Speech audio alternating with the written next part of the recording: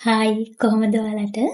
ඔන්න අදත් මගේ YouTube channel එකට ඔයාලා හැමෝම ආදරෙන් පිළිගන්නවා. අපි හැමෝම ආසයිනේ කේක් කන්න. හැබැයි ඉතින් පාන් පිටි කන්න කැමති නිසා ගොඩක් අය කේක් වලට තියෙන ආසාවත් අයින් කරගන්නවා. ඔන්න අද මම ඔයාලට අරගෙන ආවේ පාන් පිටි පොඩ්ඩක්වත් පාවිච්චි කරන්නේ නැතුව හරිම අඩු අමුද්‍රව්‍ය ප්‍රමාණයකින් ඉක්මනටම ලේසියෙන්ම හදාගන්න පුළුවන් රසමරස කේක් රෙසිපි එකක්. අපි එහෙනම් ඉක්මනටම යමු කොහොමද මේක හදාගන්නේ කියලා බලන්න. අපිට මේ කේක් එක හදාගන්න රුලන් ඕන. මම මෙතන රුලන් මෙෂරින් කප් එකක් මේ බෝල් එකට දාගන්නවා. ඊට පස්සේ මම මේකට දාගන්නවා බිත්තරයක්. තව අපිට මේකට සීනි කෝප්ප භාගයක් ඕන වෙනවා. සීනි ටික කුඩු කරලා තමයි මම මේකට දාගන්නේ.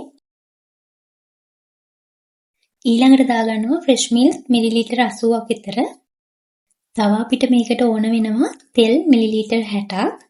මම මෙතන දාගත්තේ පිරිසිදු සුදු පොල් තෙල්. ඔයාලට පුළුවන් මේකට එළවලු තෙල් හරි බටර් දිය කරලා හරි දාගන්න. වැනිලා තේ හැඳි එකකුත් දාගන්න. බේකින් පවුඩර් තේ හැඳි එකකුත් මම දාගන්නවා. දාලා මේ ටික බීට් කරන්න මුකුත් ඕන නැහැ. මේ ටික හොඳට මික්ස් වෙනකම් මේ විදියට වික්ස් එකකින් හරි ගෑරුප්පුවකින් හරි හොඳට මික්ස් කරගන්න තමයි තියෙන්නේ. අපි සීනි කුඩු කරලා දාගනිපු නිසා ගොඩාක් වෙලා මේක මික්ස් කරන්න ඕන නැහැ. මේ කේක් එක හදාගන්න ගත්ත දේවල් මම ඩිස්ක්‍රිප්ෂන් බොක්ස් එකේ දාන්නම්.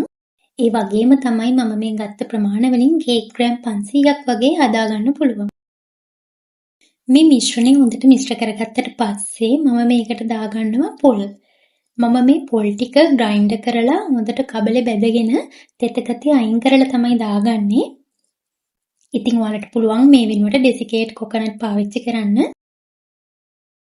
පොල් ටිකක් දාලා මේ විදිහට හොඳට මිශ්‍ර කරගන්න. හරි දැන් ඔන්න කේක් බැටර් එක හදාගෙන ඉවරයි.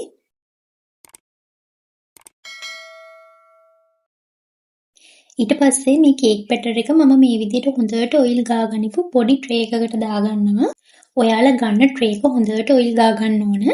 මම මේ ගනිපු ට්‍රේ සයිස් එකත් මම පහළ ඩිස්ක්‍රිප්ෂන් බොක්ස් එකේ දාන්නම්.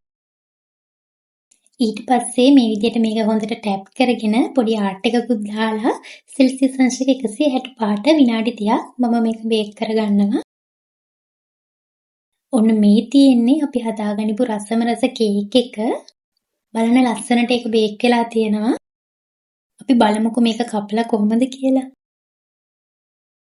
මේ බලන්න සාමාන්‍ය බටර් කේක් එකක් වගේ ලස්සනට මේක තියෙනවා. ලස්සන වගේම තමයි මේකේ රසත් මාරම රසයි. ඉතින් ඔයාලත් ගෙදරට රුලන් ගෙනාවොත් මේ කේක් එක අනිවාර්යෙන් හදලා බලන්න. මොකද මේක හදාගන්න හරීම ලේසි, හරීම රසයි. ඒ වගේම තමයි හරීම හෙල්දි. බය නැතුව පොඩි ළමයෙකුට උනත් කන්න පුළුවන්. ඉතින් ඔයාලත් හදලා බලලා ලයික් එකක්, කමෙන්ට් එකක් දාන්න අමතක කරන්න එපා. ඒ වගේම තමයි මේ වගේ රසවත් වීඩියෝ බලන්න මගේ channel එකත් subscribe කරලා තියාගන්න. එහෙනම් අදට ගිහින් එන්නම්. ඔයාලා හැමෝටම සුබ දවසක්.